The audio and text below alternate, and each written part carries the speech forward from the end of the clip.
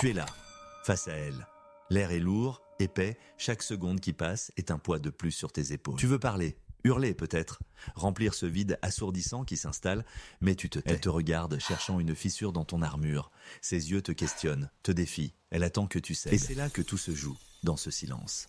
Ce n'est pas une absence de mots, c'est une déclaration de pouvoir. La plupart des gens pensent que le silence est un vide, une faiblesse. Ils se précipitent pour le combler, par peur du malaise, par besoin de validation. Ils ne comprennent pas. Le silence n'est pas le vide.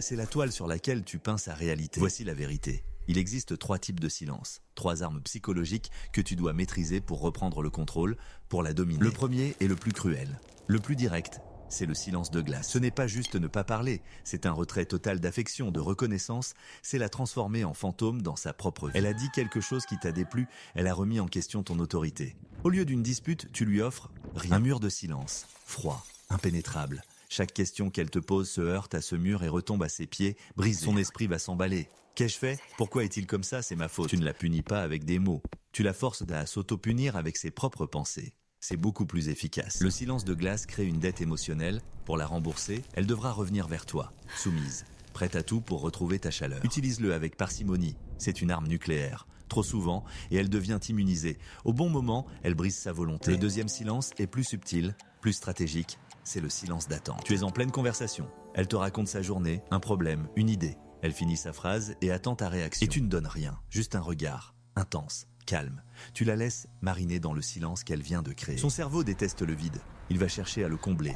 Elle va se sentir obligée de continuer à parler. Elle va te donner plus d'informations. Ses doutes, ses peurs, ses secrets. Elle va se justifier, se contredire, sans que tu aies posé une seule question. Ce n'est pas de l'écoute passive. C'est une interrogation silencieuse. Tu crées un vide et elle se précipite pour le remplir avec les munitions que tu utiliseras plus tard. Elle pensera que tu es un auditeur incroyable, profond, réfléchi. En réalité, tu es un chasseur. Et tu attends que la proie se piège elle-même. Le silence d'attente te donne le pouvoir de l'information, et l'information, c'est le pouvoir de l'anticipation. Enfin, il y a le silence le plus puissant, celui qui ne demande rien et qui obtient tout, le silence de puissance. Ce n'est pas une technique, c'est une incarnation. C'est le silence de l'homme qui est si sûr de sa valeur qu'il n'a pas besoin de la prouver avec des mots. Quand tu entres dans une pièce, tu ne te précipites pas pour saluer tout le monde. Tu prends un moment, tu observes, tu laisses ta présence s'installer. Les gens sont mal à l'aise avec un homme qui est à l'aise dans le silence.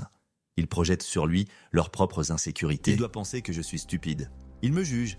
Il est si intimidant. Ils font tout le travail pour toi. Avec elle, c'est encore plus puissant. Le silence de puissance crée le mystère, et le mystère crée l'obsession. Elle ne sait pas ce que tu penses. Elle ne peut pas te lire. Tu deviens une énigme qu'elle doit absolument résoudre. Ton silence ne communique pas la colère ou l'indifférence.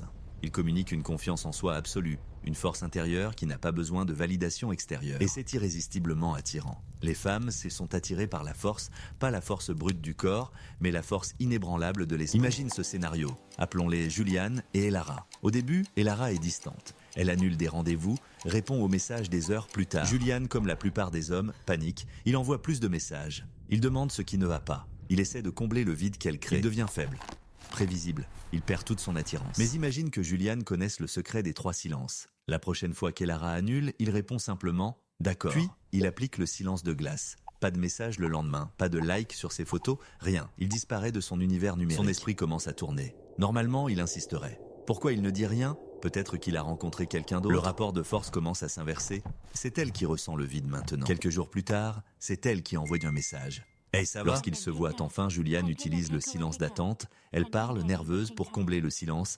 Elle se justifie sur son absence. Il apprend tout ce qu'il a besoin de savoir sans poser de questions. Elle avoue qu'elle a eu peur de s'engager, qu'elle teste les hommes. Enfin, tout au long de leur relation, il incarne le silence de puissance. Il est son roc, son mystère, l'homme qu'elle n'est jamais sûre de posséder complètement. Juliane n'a pas changé qui il était. Il a changé la façon dont il communiquait sa valeur. Il a remplacé le bruit de l'insécurité par le poids du silence. Ce n'est pas de la magie. Ce n'est pas de la chance, c'est de la psychologie. Le silence est un miroir. Quand tu le présentes à quelqu'un, il ne voit pas le vide. Il se voit lui-même, ses peurs, ses désirs, ses insécurités. En maîtrisant le silence, tu ne contrôles pas seulement la conversation, tu contrôles le miroir. C'est une immense responsabilité. Ce pouvoir peut construire ou détruire. Il peut créer une attraction profonde ou une prison de peur. Le choix t'appartient. Utilise cette connaissance non pas pour être cruel, mais pour être fort. Pour ne plus jamais être celui qui attend, anxieux, une réponse, soit celui qui observe, qui comprend et qui, par son silence, dicte les termes de la réalité. Le silence n'est pas la fin de la communication, c'est le début de la véritable influence.